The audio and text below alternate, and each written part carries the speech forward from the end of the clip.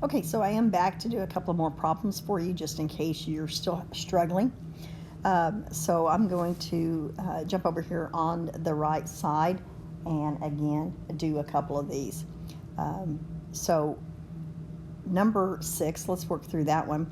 So again, on this side, these are already 6s. That's great. So since it is a multiplication, remember the rule says to add the powers. And so I am going to add together my powers, and the 3b's will cancel, and so this is going to be a negative 3 left over.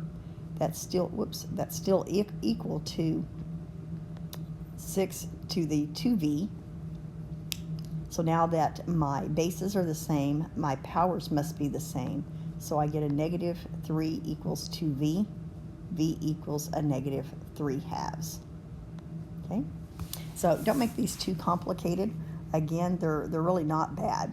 The key is do you know your powers? Let's go ahead and I'll run through 8. So 64 and 16, I cannot, so I always look to the smallest. And can I write 16 as a power to get to 64?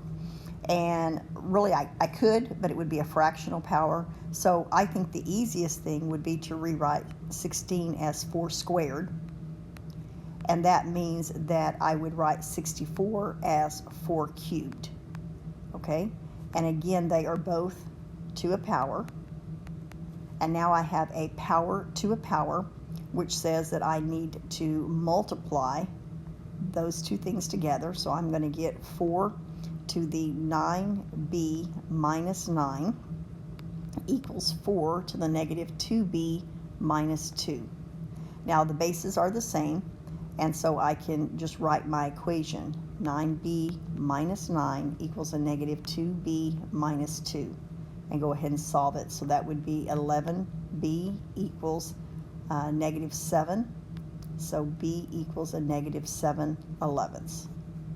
Okay, make sure I didn't miss a sign there because it looks like that might have. Looks good. So number 8, let's just check it out. Yep, got it right. Good. It's a positive, not a negative. I missed a sign somewhere. Oh, when I moved the 9 over. There we go.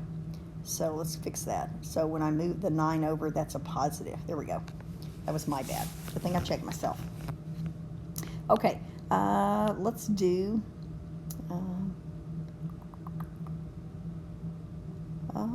really, there's not much more. I'll go down to 18 real quick. Run through 18 for you. Actually, I'll go back up to 16. So 16, the difference here is on 16 to look at is that this is 1 over 125, where here is 1 over 125, and here's 1 over 25, and here is 125.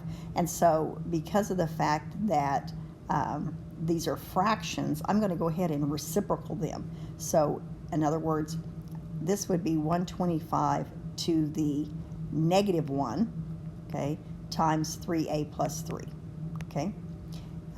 So just think of that. And then I'm going to leave this alone. And then I'm going to, again, reciprocal this one. Whoops, I put a 4 there. Reciprocal that one. So it's going to be 25 to the negative 1. Okay? Now, I'm going to come down under here to do it. I'm going to write them all as a power that's the same. Again, the easiest would be 5. So 125 would be 5 times 5 is 25. 25 times 5 would be 125. So that would be 5 to the third. It's already got a negative 1 there, so I'll put a negative 3.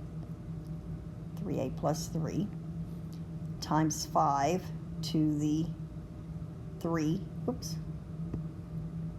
5 cubed again times the 3a minus 1 equals 5 squared times the negative 1. Now, again, this piece has got to be put together. So I have 5, and let's see, that's a negative 9a minus 9 plus 9a minus 3. That's going to equal 5 to the negative 2. And then let's go ahead and combine like terms, and it looks like my 9a's are going to cancel, and that's a negative 12. and 5 to the negative 2. And that looks like that is a no solution because those two will not equal. So 18, oops, it's 3 halves. What did I mess up? I dropped a sign or did something.